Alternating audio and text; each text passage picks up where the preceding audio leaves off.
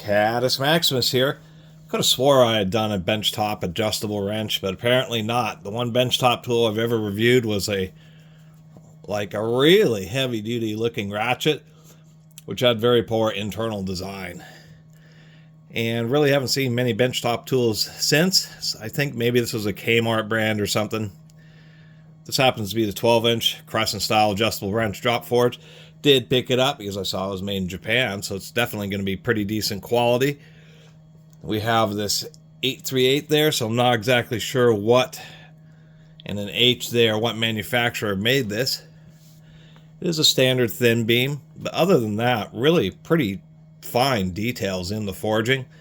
And overall, being chrome moly, seems like a decent adjustable wrench. It does have a screw that's staked. We can see that this is a buttress thread, but not particularly aggressive, as we can see flat on one side, angled on the back side, just to make the threads a little bit stronger.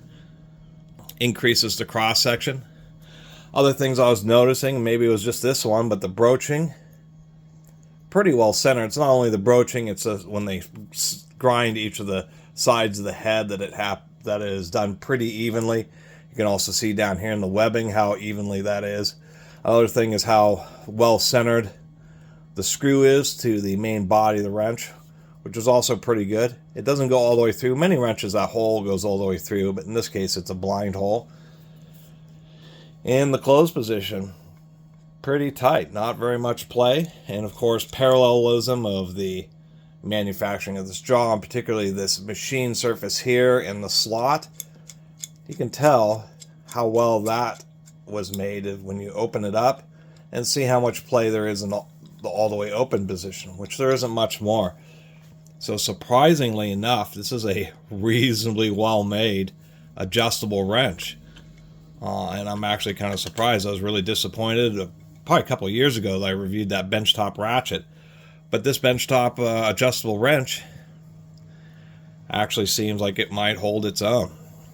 And no, I don't know how I find so many tools. It's almost God's will that when I find tools, I keep my eye out for stuff in brands that I don't already have, of course.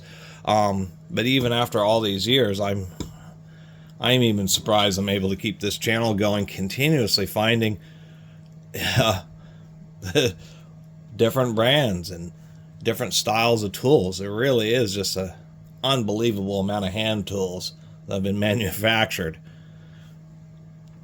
really over the last couple of centuries, although I don't own much stuff that's more than a century old. Nonetheless, of all the adjustable wrenches, did not have a benchtop brand, and this is actually a pretty nice, basically, as far as I can tell, this is essentially an unused example, or barely used. Clean this up a little bit here, clean this up.